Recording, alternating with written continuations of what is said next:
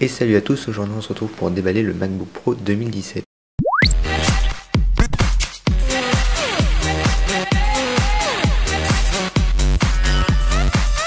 Comme dit avant le jingle, on va déballer le MacBook Pro édition 2017 qui ne diffère pas grandement du modèle 2016 puisqu'il s'agit d'une update avec des processeurs Kaby Lake de dernière génération qui offre un gain en performance de 10 à 15% environ. On va donc aujourd'hui déballer le modèle 15 pouces Space Gray, c'est-à-dire gris sidéral en français, à savoir qu'il existe aussi une version en modèle argent comme sur les anciennes générations de MacBook Pro. Le packaging n'a pas changé par rapport à la version 2016, on retrouve toujours l'inscription MacBook Pro sur la face du dessus, avec le MacBook de représenté ainsi que la touch bar et le nouveau clavier avec mécanisme papillon qui est déjà apparu sur les précédentes générations, mais qui a été revu sur celle-ci afin de corriger quelques problèmes. Sur la face gauche, on trouve le logo Apple, de même sur la face de droite, et à l'arrière, on retrouve quelques spécifications techniques ainsi que le numéro de série de l'appareil. On va donc venir retirer le blister. Comme dit précédemment, le MacBook Pro de l'édition 2017 ne diffère pas réellement de la version 2016. Si vous possédez une version 2016, il n'est donc par conséquent pas intéressant de changer pour la version 2017. Cependant, ce MacBook Pro viendra remplacer une édition 2012 qui commence à se faire vieillir.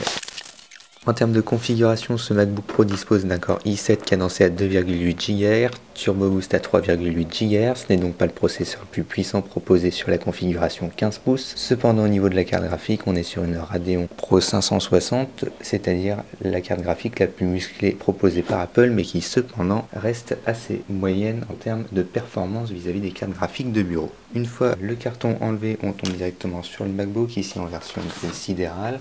On y reviendra juste après, on va voir ce qu'il y a dans le reste de la boîte. Ce MacBook Pro perd le MagSafe au profit de 4 ports Thunderbolt 3 40 Gb par seconde et au format USB Type C. Apple livre donc un câble USB Type C avec le chargeur qui lui est associé, qui est dans le reste de la boîte. Ce câble mesure environ 1 mètre et permettra de recharger le MacBook Pro. Dans le reste de la boîte, on retrouve les traditionnelles notices d'utilisation. On nous explique le fonctionnement de la touch bar et on retrouve les deux stickers comme d'habitude. Dans le reste de la boîte, on a donc le chargeur secteur et on notera qu'on perd la rallonge que l'on avait avant précédemment sur les précédentes générations. On va maintenant venir regarder d'un peu plus près la machine. Sur la face du dessus, on voit qu'on perd la pomme rétroéclairée en blanc comme c'était le cas sur les précédents modèles, pas la version 2016 mais jusqu'à la version 2015. Au niveau des ports, on retrouve sur la face gauche 2 ports Thunderbolt 3 format USB Type C et enfin sur l'autre côté on trouve 2 ports USB Type C Thunderbolt 3 eux aussi avec un port jack 3,5 mm. Lorsqu'on ouvre la machine, elle s'ouvre automatiquement. Le trackpad est très grand. La particularité de ces versions 2016 et 2017 en termes de design est l'agrandissement du trackpad qui est 2 fois plus grand que sur les précédentes générations, ainsi que l'ajout du nouveau clavier au mécanisme papillon qui est apparu sur les MacBook 12 pouces il y a quelques années maintenant, et l'ajout évidemment d'une touch bar sur le haut du clavier ainsi que le capteur Touch ID se situant tout à droite. Voilà, c'en est tout pour le déballage du MacBook Pro 2017.